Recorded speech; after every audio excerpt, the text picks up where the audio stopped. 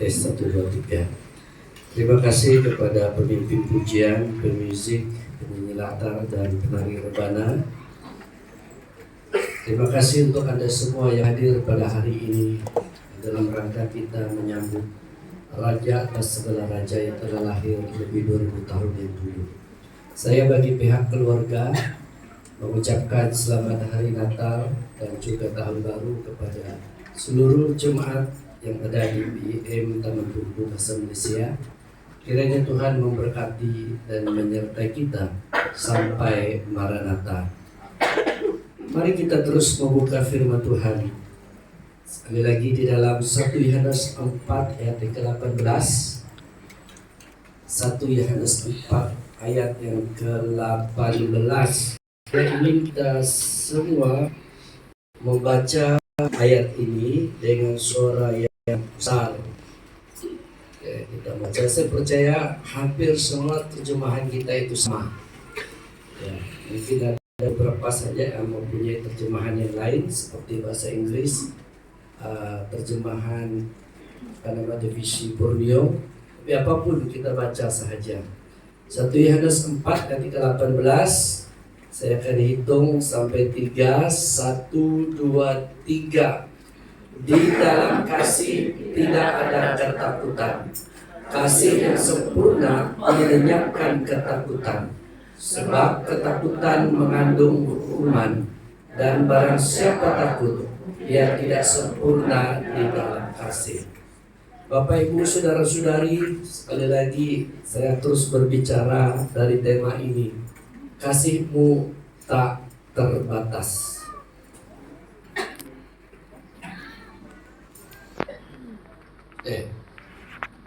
Nah, ada pernyataan yang mengatakan begini.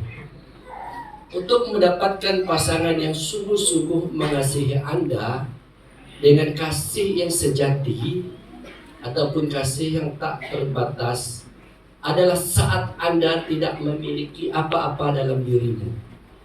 Itu betul. Saya akui itu benar. Ya, saat Anda tidak memiliki apa-apa, maka datang seorang pemuda ataupun seorang pemudi mengatakan cinta ataupun kasihnya kepadamu. Itu adalah kasih yang sejati ataupun kasih yang tidak terbatas. Tapi kalau saat Anda memiliki semuanya, lalu dia berkata, I love you. Tetapi saat Anda tidak memiliki apa-apa, dia akan berkata, I love you. Kalau love dalam bahasa kaya enggak? Ya, saya larikan kamu. I love you. Ketika Anda memiliki segalanya, dia kata, I love you. Tetapi ketika Anda tidak memilikinya, sudah, I love you.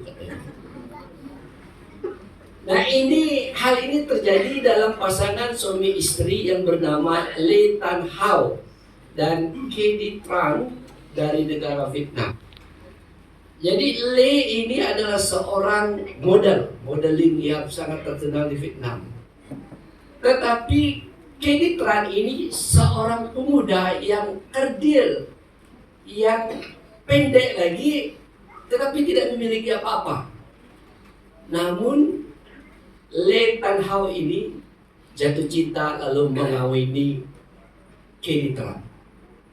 Dan semua orang heran, kenapa seorang modeling yang terkenal di negara Vietnam itu boleh memilih seorang pemuda yang tidak memiliki apa-apa, miskin.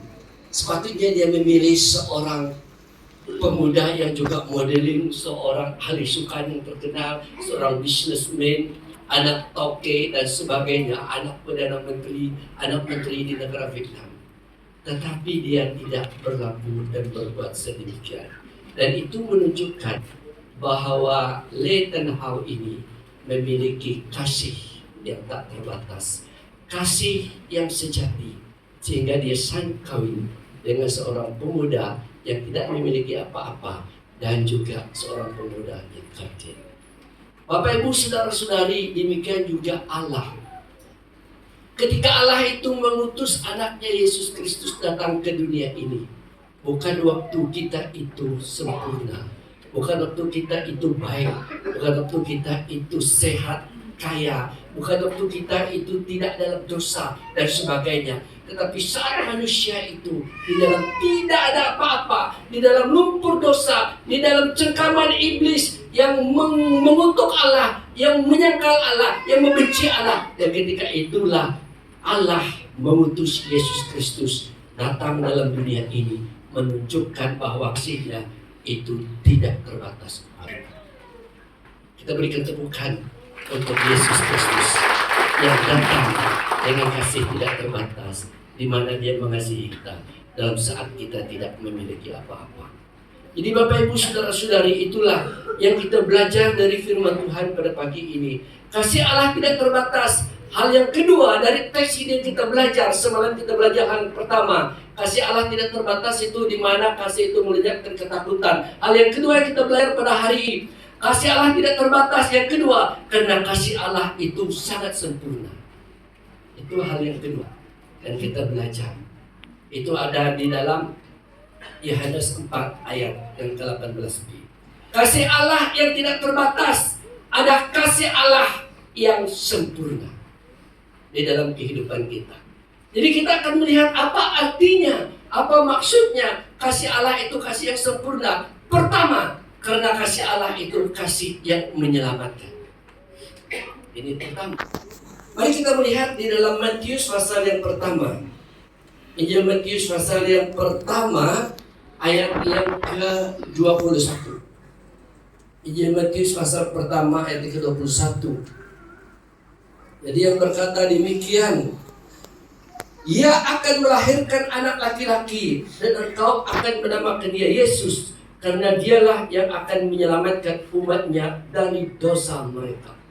Kasih Allah, kasih yang sempurna artinya karena kasih Allah itu kasih yang menyelamatkan. Dari apa? Dari dosa kita. Saya telah melihat banyak tokoh-tokoh agama yang lain, banyak agama yang lain yang disebut sebagai Tuhan mereka. Tetapi saya tidak pernah menemukan Tuhan mereka dapat menyatakan, dapat meyakinkan pengikut-pengikutnya dengan mengatakan, aku menghapus dosa Anda. Tidak pernah ada.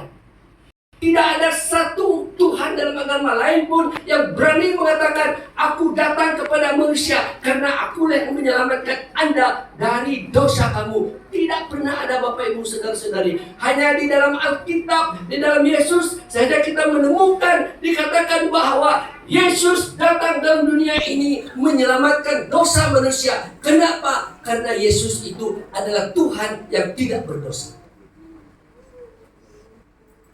Makanya ketika Maria mengandung Yusuf yang tunangnya pada masa itu sangat kecewa. Ya, sangat sedih hati. Siapa tidak kecewa dengan tiba-tiba dikabarkan melalui WhatsApp,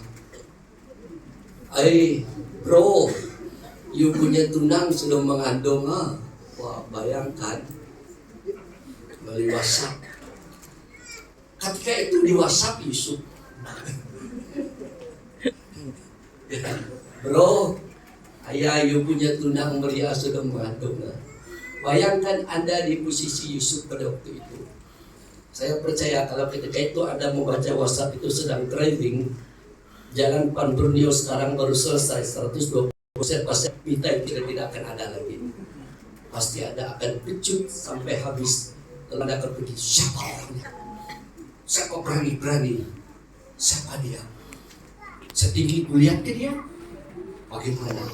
Pasti Anda akan terus telepon Maria. Hai Maria, kenapa kau selingkuh? Bodoh sangat. Pasti. Dan Yusuf ketika itu memang di dalam keadaan yang sangat tertanya-tanya. Maka kalau kita melihat ayat sebelumnya, Yusuf itu sangat bingung. Dia sangat stres. Dia tidak tahu apa mau dilakukan. Ya, dikatakan dalam Alkitab, karena Yusuf suaminya seorang yang tulus hati, dia tidak mau mencemarkan istrinya, juga umumnya bermaksud menceraikannya dengan diam-diam. Tetapi ketika mempertimbangkan maksud itu, ini menunjukkan Yusuf itu sangat bingung. Wow. Kalau saya yang menulis teks ini, kalau saya yang Matius, saya akan tulis lebih tuh.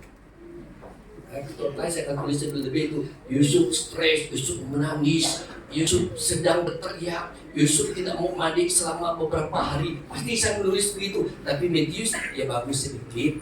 Dia pakai istilah, dia bermaksud mempertimbangkan. Dan itu menunjukkan bahwa Yusuf itu sangat stres dan sangat susah hati. Apakah saya mau menceraikan dia ataupun tidak? Ketika Yusuf sedang mempertimbangkan, lalu dia bertanya, "Hai Pastor Filipus, bagaimana nih? Hai Pastor Datin Rosmaida, bagaimana nih? Saya ceraikan dia ataupun tidak?" Pastor Filipus kata, "Jangan." Pastor Rosmaida kata, Jangan. Kayak dia telepon lagi, ketua dikan, macam mana nih? Ketua dikan timbalan, saya ceraikan dia. Oh itu dulu kita sudik.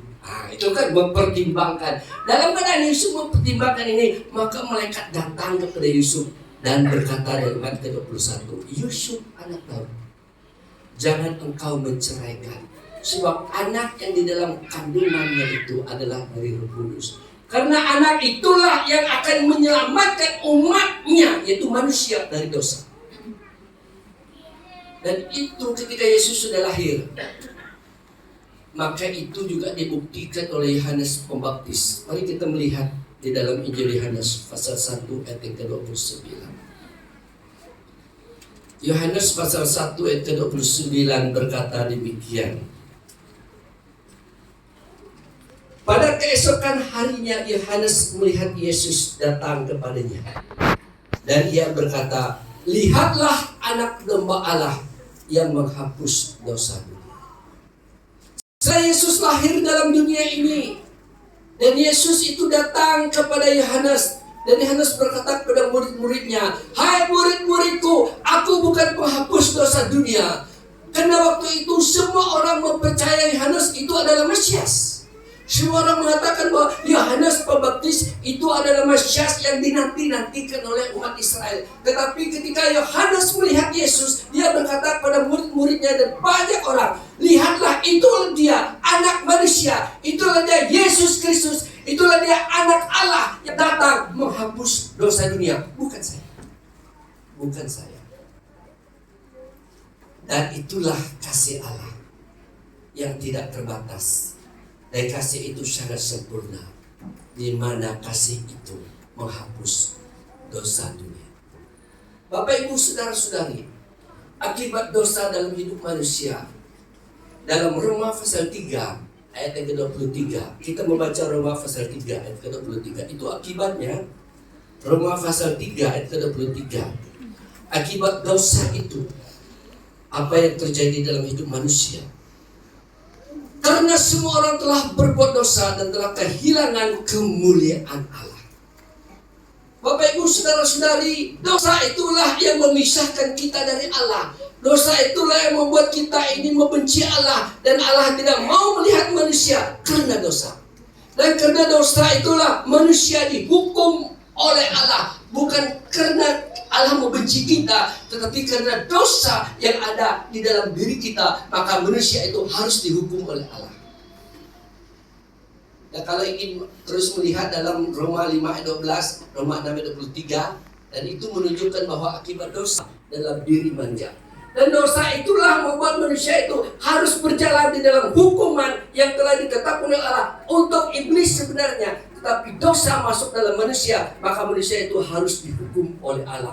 Tapi karena Allah itu sangat mengasihi manusia, dan kasih Allah itu tidak terbatas, sekalipun manusia itu telah menyangkal Allah, telah memberontak terhadap Allah, sekalipun manusia itu telah meninggalkan Allah, tetapi Allah tetap mengasihi manusia. Dan Allah tahu tidak ada jalan lain, Allah tahu tidak ada orang lain, Allah tahu tidak ada cara lain untuk manusia boleh lepas dari dosa mereka. Maka Allah menyatakan kasih yang sangat luar biasa. Allah menyatakan kasih yang tidak terbatas, yang sangat sempurna, datang mengutus Yesus dalam dunia ini. Lahir lebih 2000 tahun yang lalu, dan dia datang untuk menyelamatkan saya dan saudara. Dan hari ini kita diselamatkan dari dosa kita yang telah membawa kita kepada hukuman yang kekal, tetapi kita telah dibebaskan dari hukuman itu karena dosa kita telah ditanggung di dalam diri Yesus atas kayu salib. Dan tidak ada kasih yang lebih besar, tidak ada kasih yang lebih indah, dan tidak ada kasih yang lebih mulia selain daripada kasih Allah di dalam Yesus yang menyelamatkan kita dari dosa kita. Itu kasih Allah adalah kasih yang sangat sempurna. Sebab yang pertama itu, kasih Allah itu menyelamatkan kita dari dosa kita. Dulu manusia berusaha dengan berbagai cara, umat Israel berusaha dengan berbagai cara supaya dosa mereka itu dihapuskan ketika mereka melakukan dosa. Tetapi itu tidak dapat membebas dan menyelamatkan mereka. Dan manusia sudah tidak mampu lagi untuk membebaskan diri mereka dari dosa yang mereka lakukan. Kenapa? Karena setiap kali manusia itu melakukan dosa, mereka harus mengorbankan korban penghapus dosa. Tapi mereka tidak mampu. Mereka tidak mampu. Kalau saya melihat memikir itu sekarang, wah luar biasa. Karena dulu kalau umat Israel itu melakukan dosa, dia akan mengorbankan burung, domba, dia akan mengorbankan binatang-binatang. Itu konteks orang Israel. Tapi kalau konteks kita, apa yang kita korbankan? Babi. Dan kalau sekarang ini, kalau Yesus tidak datang, harga babi mahal tau. 1 kilo berapa?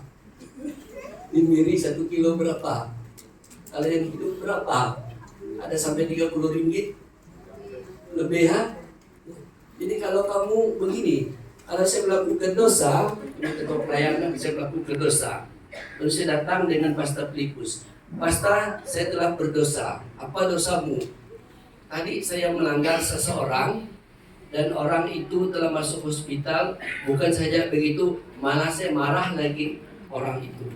Dan saya sedar saya mengaku dosa. Lalu Pastor Filipus pun menimbangnya, oke? Melanggar satu kesalahan, dia timbang. Wah Tujo, karena dosa kamu ini sebegini beratnya, kamu harus korban 1 ekor babi 80 kilo.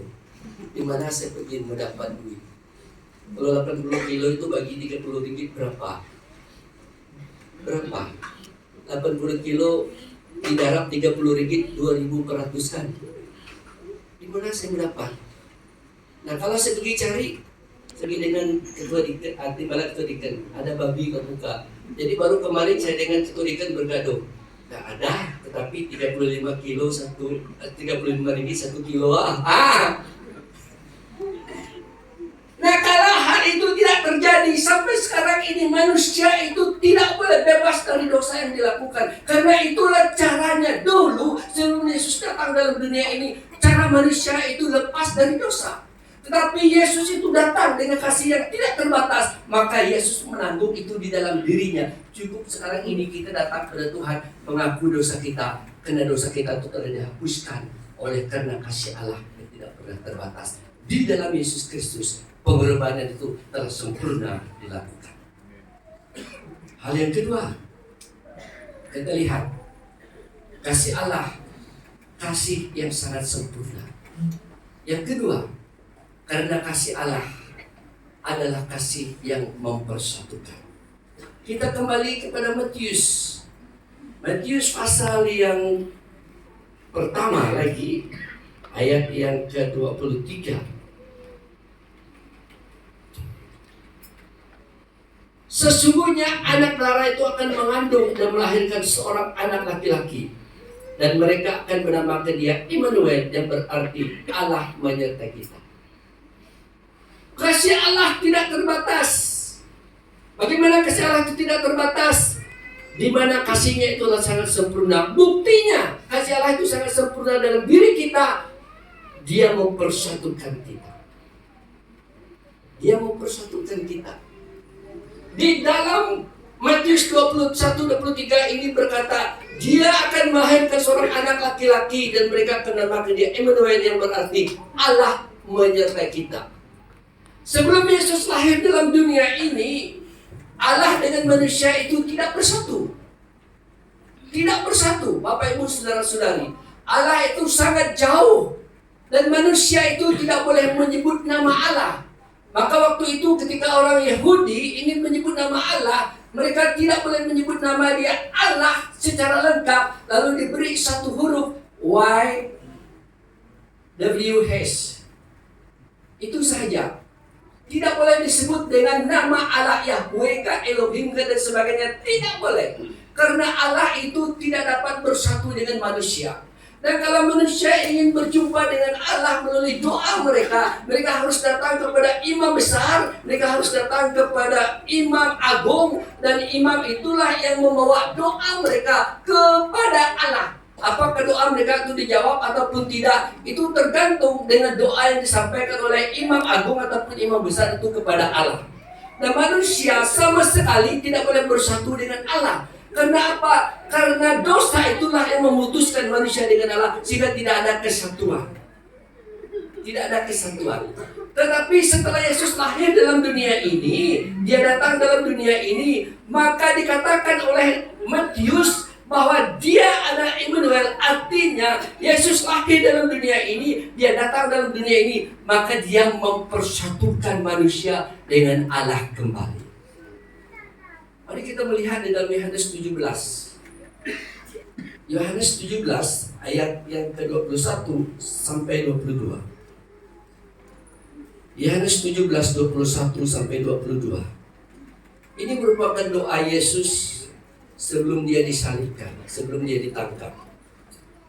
Yesus berdoa begini kepada Bapaknya, supaya mereka semua menjadi satu, sama seperti Engkau ya Bapa di dalam aku, dan aku di dalam Engkau, agar mereka juga di dalam kita, supaya dunia percaya bahwa Engkaulah yang telah mengutus aku, dan aku telah memberikan kepada mereka kemuliaan yang Engkau berikan kepadaku, supaya mereka menjadi satu, sama seperti kita adalah satu.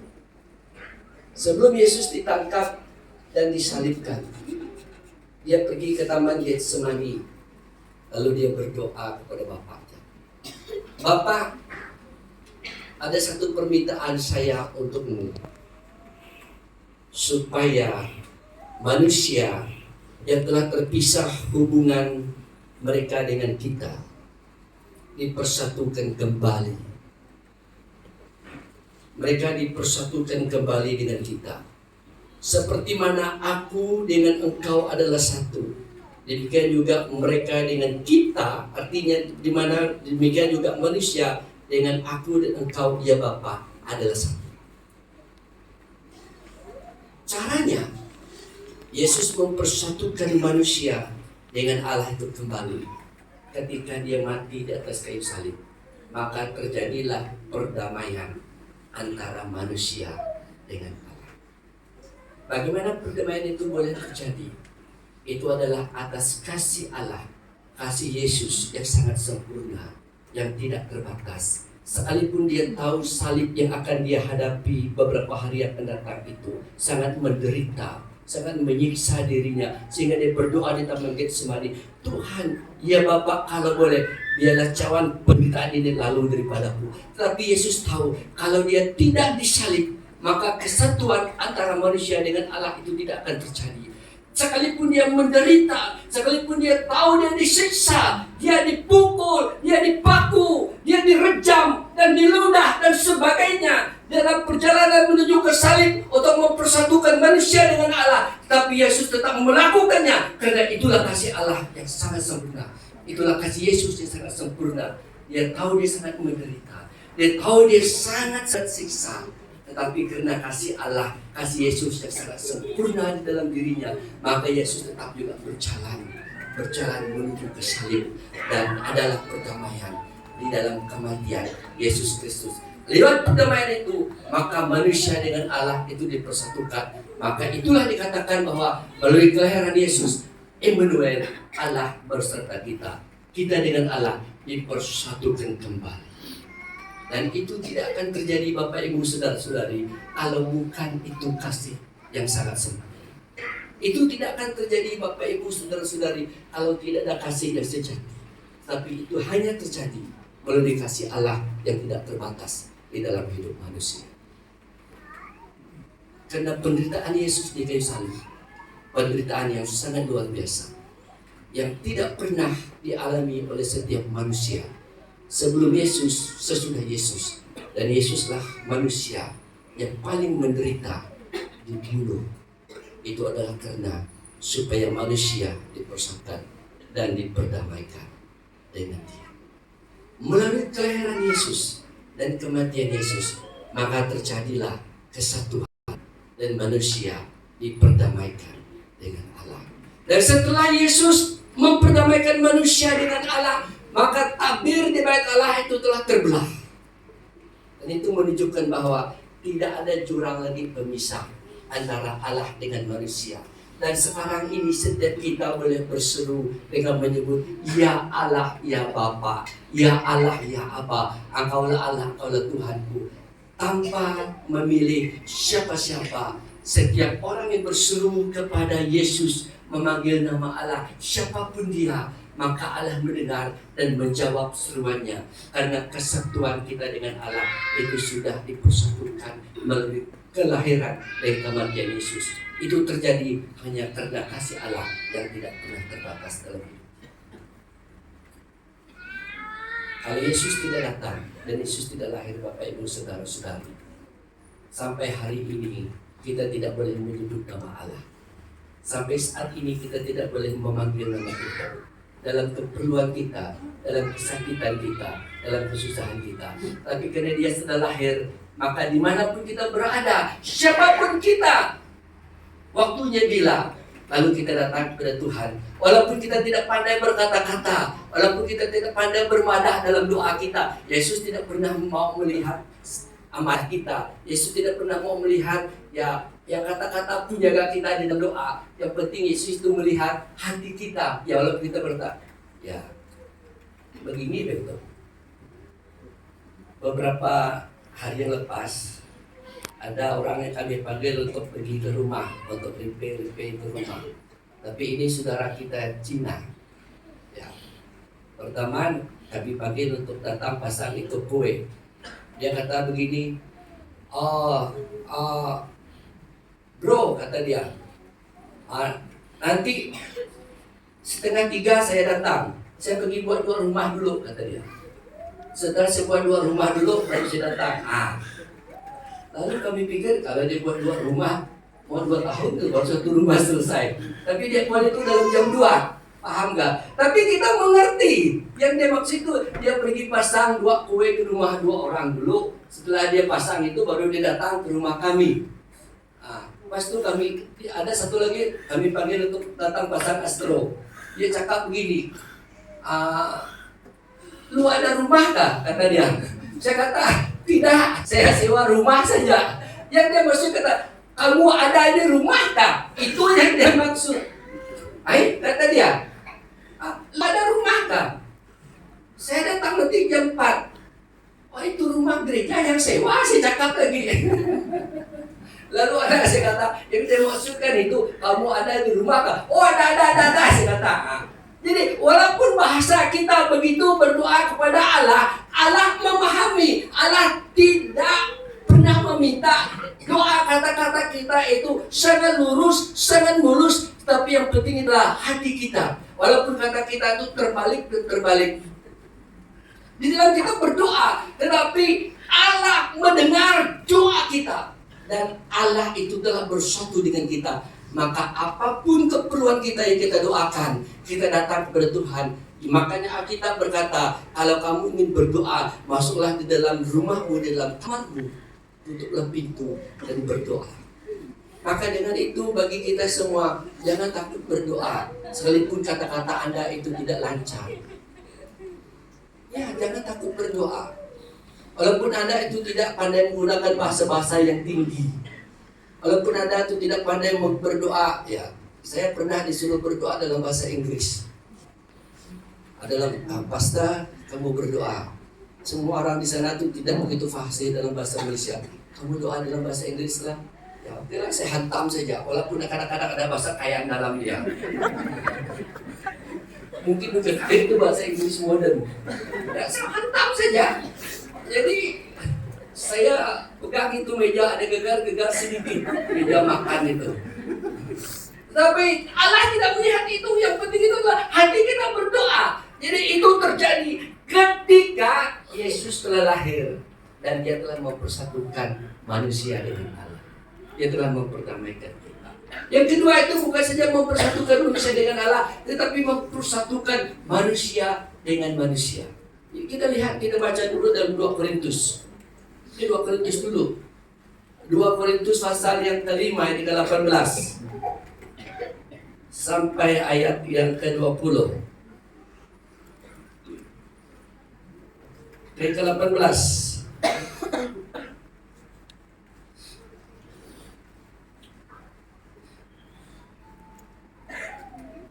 Berkata demikian, dan semuanya ini dari Allah yang dengan perantaraan Kristus telah mendamaikan kita dengan dirinya, dan yang telah mempercayakan pelayanan pendamaian itu kepada kami. Sebab Allah mendamaikan dunia dengan dirinya oleh Kristus. Dengar ini, memperdamaikan manusia dengan dirinya oleh Kristus. Itu bermaksud melalui kelahiran Yesus itu manusia telah dipersatukan melalui perdamaian dengan Kristus, dengan tidak memperhitungkan pelanggaran mereka. Ia telah mempercayakan tentang pendamaian itu kepada kami. Jadi kami ini adalah utusan-utusan Kristus, seakan-akan Allah menasihati kamu dengan perantara kami. Dalam nama Kristus kami meminta kepadamu, berilah dirimu didamaikan dengan Allah. Yesus lahir dalam dunia ini, Bapak Ibu Saudara-saudara. Kelahirannya itu mempersatukan manusia dengan Allah. Dan itulah kasih yang sangat sempurna dan yang tidak terbatas. Tetapi bukan saja antara manusia dengan Allah, tetapi kelahiran Yesus juga memperdamaikan manusia dengan manusia. Manusia sebelumnya mengenal Kristus, manusia itu bermusuh satu sama yang lain. Manusia itu membenci satu sama yang lain. Manusia itu berbunuh satu sama yang lain. Tetapi ketika Yesus telah lahir dalam dunia ini, dia datang, maka dia melenyapkan perseteruan itu. Dia melenyapkan permusuhan antara manusia dengan manusia. Dan melalui kesatuan itulah, melalui perdamaian itulah, maka manusia itu hidup sebagai satu keluarga Allah. Efesus 2 ayat ke-19. Tidak ada di dalam catatan di sana, tapi mari kita melihat dalam Efesus 2. Efesus 2 ayat ke-19. Demikianlah kamu bukan lagi orang asing dan pendatang, melainkan kawan sewarga dari orang-orang kudus dan anggota keluarga Allah. Efesus 2 ayat ke-19. Wah, kita sangat bersyukur pada hari ini. Kalau bukan karena Kristus, kita tidak boleh berhimpun di ruangan ini. Saya percaya kita di sini mungkin lebih daripada 10 suku bangsa. 10 bangsa ya, 10 etnik. Kayan, mana Kayan? Angkat tangan. Wah, Kayan, ya. Kenyak, angkat tangan. Lun Bawang, Kelabit, Iban, Penan, Cina, ada Melanau, oh, apa lagi? Bidayu, ada. Apa lagi yang belum saya sebut? Yang ada di sini. Saban, Saban, ya. Nanti orang Saban marah dengan saya. Saban, ya. Apa lagi? Berawan, ya. Orang Berawan. Kiput, mana? Ada Kiput? Ada, wah. Nah, jadi itu bermaksud bahwa di dalam perhimpunan pada hari ini, pagi ini, kita itu berbilang bangsa. Tapi kenapa kita masih berkata, kau saudaraku, kau saudariku? Kenapa kita masih berkata, kau sahabatku, kau sahabatku? Ada satu nyanyian yang berkata itu, bagaimana nyanyi itu?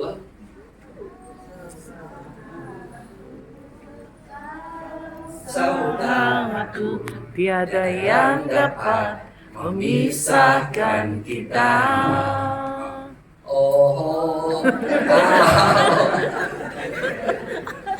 Kenapa kita boleh mengatakan nyanyian yang demikian? Bapak, Ibu, Saudara-saudari, itu tidak pernah dinyanyikan oleh bukan orang Kristen. Hanya orang Kristen saja yang boleh menyanyikan nyanyian. Kau saudaraku, kau sahabatku, dengan menyatakan pada suku lain, hanya orang Kristen saja boleh menyanyikan. Ada Islam nyanyi itu enggak? Tidak ada. Ada Buddha nyanyi itu enggak? Tidak ada. Orang Kristen saja hanya boleh menyanyikan nyanyian itu, menyatakan suku lain, orang lain menjadi saudara keluarganya. Kenapa? Karena Yesus telah mempersatukan kita, memperdamaikan kita di dalam kasih-Nya yang sangat sempurna. Saya percaya juga di ruangan ini 30% kita ini kawin bukan dengan bangsa kita. Betul kan? Orang ini bukan sama bangsa. Saya tahu ini. Soalnya saya kasih smash di kelapa bebenteng ini dulu.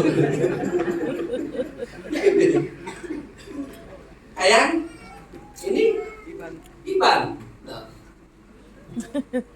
saya bukan tidak ada pemudi di Baru. Ada banyak. Tapi jauh-jauh sejalan pergi datang kampus itu ambil dia.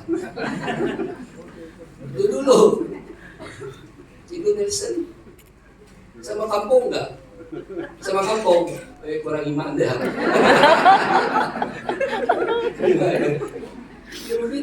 Sama kampung tidak sama. Jadi kita di sini saya boleh katakan 30% kita itu adalah kawin bukan sama bangsa. Kalau dulu orang Iban kata, apanya orang kain? Akai, apalah. Kan, waktu saya dulu sebelum pergi pasar, saya bekerja dengan jembatan perikanan, ini agen perikanan. Ini di Kapit. Kerja saya dengan mereka itu adalah pergi ke Ulu Balai, lalu kami pasang bukat, dapat ikan, lalu kami akan lihat ikan itu lelaki kah, perempuan kah, mandul kah, tidak kah. Itu kerja kami. Ini betul ini. Ya, pergi kami ikan belah. Tetapi waktu dari jam 9 begitu ataupun jam 2, karena kami pergi pagi, petang, kami goreng. Dan lalu kami yang anak-anak muda ini pergi ke rumah panjang. Jadi satu kali kami pergi ke Nagagak. Ini di Balai ini, di Ulu sekali. Ada satu kampung yang paling ulu di dalam Sungai Gat. Jadi lalu kami pergi. Sampai kami di kampung, di rumah panjang. Wah, lalu bapak-bapak di sana pun menyambut kami. Kami ada 4 orang.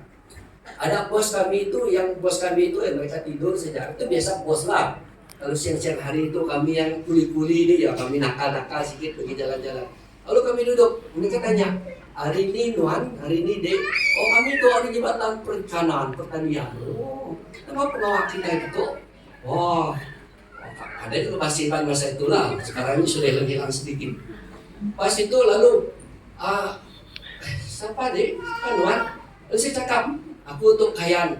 Oh, mayo pelakaian itu. Mereka tunjuk itu tiang, itu bisa pelakaian dia. Tapi bisa kata partai nanti.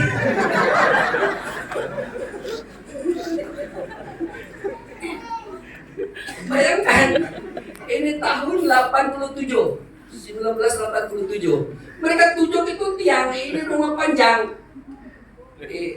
Kalau Tuhan bawa saya lagi ke sana, saya doa lah Tuhan bawa saya ke kampung itu lagi. Saya akan nyatakan, di mana kepala kaya yang dulu. Saya akan datang membawa satu berita di mana kepala itu harus dihapuskan. Ini pada masa itu, kenapa itu boleh terjadi? Karena ada permusuhan. Tetapi sekarang ini itu tidak berlaku lagi. Malah malah ada orang-orang tua berkata begini, ya siapa Dek kayan? Lagi bujang-bujang. Oh bisa nih. Lagi ada satu anak perempuan saya tinggal. Itu udah akan kata sekarang. Itu terjadi di dalam Tuhan. Betul kan? Itu terjadi di dalam Tuhan. Dia akan memperkenalkan. Ya masih ada anak perempuan saya yang bujang. Tetapi kalau tidak di dalam Tuhan, ya kepala kayanya. Bayangkan. Tetapi itu telah Yesus lenyapkan. itu telah Yesus selesaikan, dan di mana kita telah diperdamaikan. Maka sekarang ini kita akan berkata, asal kehendak Tuhan, siapapun calon suami ataupun istrimu, asal itu kehendak Tuhan, maka kita berkata, ya, di dalam Tuhan itu tidak ada ayam, tidak ada kenyang, tidak ada bawang, tidak ada babi, karena kita adalah satu keluarga di dalam Tuhan. Tapi sayang, kalau masih ada yang resist, wah, bertobat. Karena di dalam Tuhan itu kita adalah satu keluarga. Jadi itulah kasih Yesus yang sangat sempurna. Dia datang dalam dunia ini. Dia telah memisahkan. Dia telah memperdamaikan kita. Maka hari ini kita ada di sini tanpa memilih suku, bangsa, dan latar belakang kita. Dengan kita mengatakan kita adalah satu di dalam Tuhan. Tidak ada ketakutan. Saya sebagai hamba Tuhan lebih 30 ini masuk 31 tahun. Saya melayani Tuhan masuk 31 tahun. Saya tidak takut, saya tidak khawatir, karena saya tahu setiap orang yang percaya pada Tuhan itu adalah keluarga saya. Itu adalah adik, itu adalah abang, itu adalah bapak, itu adalah ibu saya di dalam Tuhan. Maka di mana-mana saya pergi, saya tidak pernah takut, karena saya tahu selagi dia adalah orang Kristen, dia adalah keluarga saya di dalam Tuhan. Kita bersyukur karena itu telah Yesus lakukan di dalam kelahirannya ke dunia ini. Yang ketiga, yang terakhir, kasih Allah sangat sempurna, karena kasih Allah yang menjadikan manusia umat Allah. Menjadikan manusia umat Allah. Kita membaca di dalam 1 Petrus pasal yang kedua ayat yang ke-9 dan 10. 1 Petrus pasal yang kedua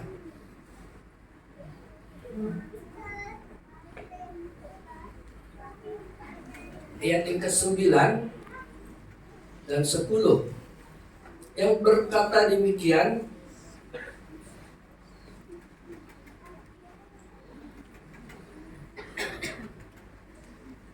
Satu Petrus pasal 2 ayat 9. Tetapi kamulah bangsa yang terpilih, imamat yang kerajani, bangsa yang kudus, umat kepunyaan Allah sendiri, supaya kamu memberitakan perbuatan-perbuatan yang besar dari Dia yang telah memanggil kamu keluar dari kegelapan kepada terangnya yang ajaib.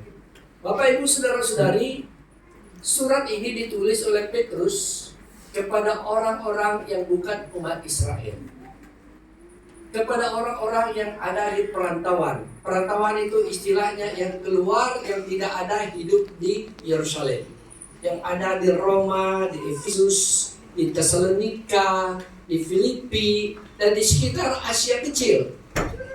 Dan ketika Petrus mendengar ada kekeliruan yang diajar oleh orang-orang Yahudi yang beragama Yahudi kepada orang-orang yang bukan Yahudi sudah percaya kepada Yesus, dengan mengatakan kalau untuk kamu menerima keselamatan dan dipanggil sebagai anak Allah, umat Allah, kamu harus mengikuti Taurat yang diajar oleh agama Yahudi. Tetapi ketika Petrus mendengar kata-kata ini, kita lihat sedikit latar belakang teks ini, maka Petrus menjawab, ingin menyatakan kekeliruan yang diajar oleh orang-orang Yahudi kepada orang-orang yang bukan Yahudi yang sudah menjadi percaya. Dia berkata begini, sebenarnya kalau kita sudah menerima Yesus sebagai Tuhan dan Juru Selamat kita, kamu sebagai yang bukan orang Yahudi dan dianggap sebagai umat pilihan Allah, kamu orang yang bukan Yahudi, tidak perlu mengikuti adat istiadat tuntutan agama bangsa Yahudi. Kamu tidak perlu disunat. Itu contohnya. Tidak perlu mengikuti semua peraturan-peraturan agama Yahudi. Tidak perlu. Kenapa? Karena di dalam Yesus itulah maka kita setelah menerima Yesus sebagai Tuhan dan Juru Selamat kita, maka kita itu secara otomatis secara langsung menjadi umat Allah. Maka Petrus berkata di dalam pasal yang ayat ke-9, 1 Petrus pasal yang kedua ini, tetapi kamulah bangsa yang terpilih. Artinya kalau kamu sudah menerima Yesus, maka kamu secara langsung itu menjadi bangsa terpilih. Bukan karena kamu harus mengikuti agama Yahudi, mengikuti peraturan agama Yahudi, baru kamu dikatakan sebagai bangsa terpilih. Yang memang benar umat Yahudi itu dipilih sebagai satu bangsa yang dipilih oleh Allah. Itu betul.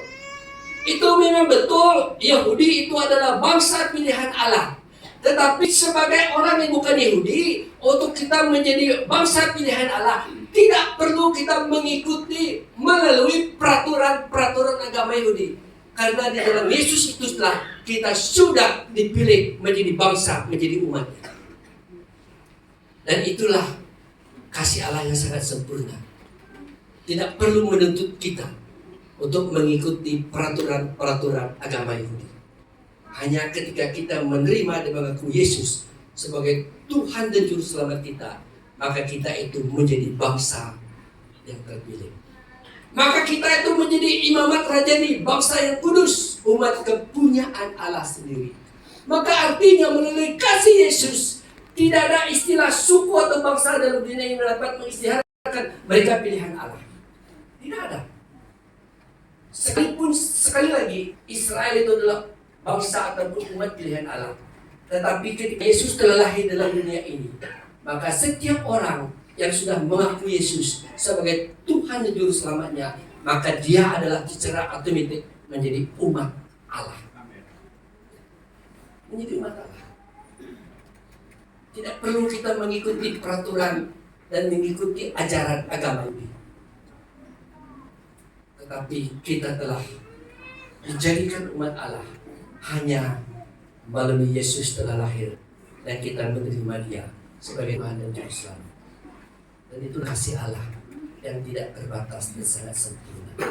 Kita dijadikan umat pilihannya. Kita dijadikan miliknya, umat kepunyaan Allah. Cukup kita hanya beriman dan percaya kepada Dia dan patuh kepada firman-Nya. Maka kita adalah sama standar dengan umat Israel. Kita adalah sama level dengan umat Israel. Tidak ada kurang daripada umat pilihan Allah, yaitu umat Israel. Kita adalah umat pilihan Allah, sama dengan umat Israel. Dan itulah kasih Allah yang tidak terbatas dan kasih yang sangat sempurna. Karena kita ini, saya dijadikan sebagai umat Allah. Dan kalau kita menjadi umat Allah, maka segala milik Allah, segala kepunyaan Allah itu adalah milik kita, itulah kepunyaan kita. Itu telah dinyatakan di dalam Efesus pasal 1 ayat yang ketiga dan ayat 34. Efesus 1 ayat 3 dan ayat 34. Ketika kita telah menjadi umat Allah, di dalam kita percaya kepada Yesus, maka segala kepunyaan Allah, hak dan milik Allah, itu adalah menjadi milik kita. Wah, betapa indahnya, betapa senangnya, dan betapa mulianya kalau kita itu memiliki kepunyaan Allah dan memiliki miliknya Allah dalam hidup kita. Sekalipun kita tidak memiliki apa-apa dalam dunia ini, tapi ketika kita kembali ke surga, maka segala kepunyaan Allah, milik Allah itu menjadi milik kita. Bukan saja umat Israel, tetapi kita yang sebagai umat yang telah dipilih oleh Allah, yang telah percaya kepada Yesus. Karena itu terjadi adalah atas kasih Allah yang tidak terbatas dan sangat sempurna buat manusia. Kita tutup khotbah ini dengan sama-sama menyanyi. Mari pemusik dan penyanyi latar, kita naikkan satu nyanyian dengan kita istiharkan kita sama dengan satu nyanyian yang mengatakan kasih yang sempurna. Kalau ada di slide silakan ya. Kita berdiri semua. Ini merupakan kesimpulan kita. Kita aminkan, kita istiharkan di dalam diri kita, menyatakan bahwa Yesus itu memiliki kasih yang sangat sempurna. Dan tidak ada kasih yang sempurna yang kita temukan luar daripada Yesus, hanya di dalam Yesus. Kasih itu sangat sempurna yang kita terima dari Dia. Itu bukan karena kebaikan kita, itu bukan karena kelebihan kita, itu adalah karena kasih karunia daripada Yesus.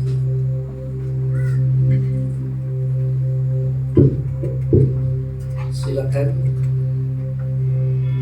ini direkam, teruskan.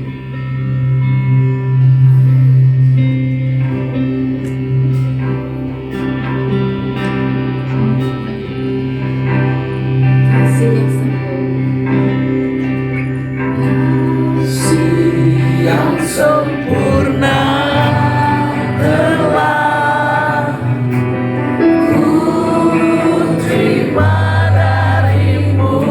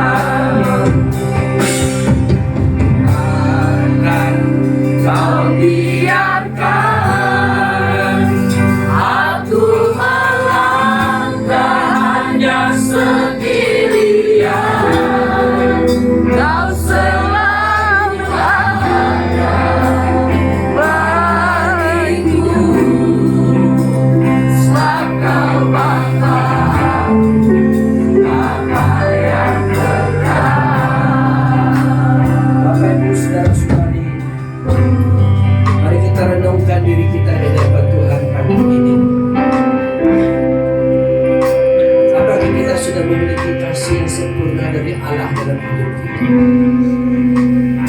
Apakah kasih itu sudah ada dalam diri kita masing-masing pada hari ini?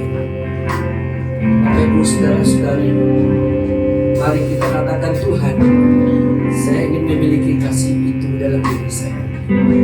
Kasih yang sangat sempurna, yang membolehkan saya untuk bersatu dengan semua orang, yang membolehkan saya mengasihi semua orang. Haleluya. Kita nyanyikan nyanyian ini sekali lagi.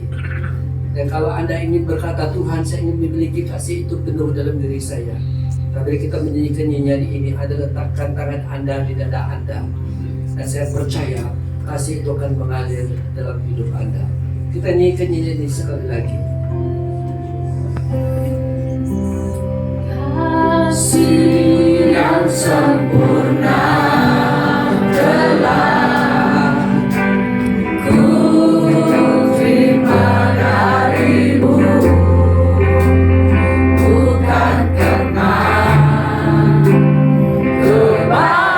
kebaikanku, hanya oleh kasih karuniamu. Kau pulihkan aku, layakkanku dapat memanggilmu Bapa. Kau beri aku minta saat ku mencari, ku mendapatkan. Kau ketuk pintumu dan kau bukakan. Engkau Bapa, apa yang benar.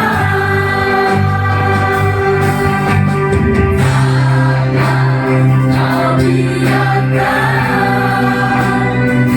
aku melangkah hanya sendirian. Kau selalu ada bagiku.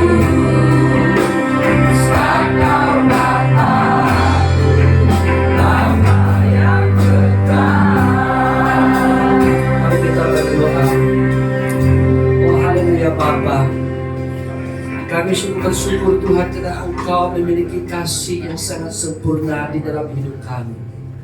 Atas kasih yang sempurna itulah Tuhan, kami telah dijadikan anak-Mu. Kami telah bersatu dengan Bapa. Kami telah didamaikan dengan Bapa. Dan terlebih lagi Tuhan, kami telah didamaikan sesama kami. Segala persengketaan, segala kebencian, segala sakit hati, segala kemarahan, dan semuanya yang membuat kami membenci orang lain, memfitnah orang lain. Pada hari ini Tuhan Yesus, biarlah kasih itu Tuhan memenuhi setiap hati kami Tuhan. Agar kami hidup di dalam kasih yang sempurna sebagai anak-anak-Mu.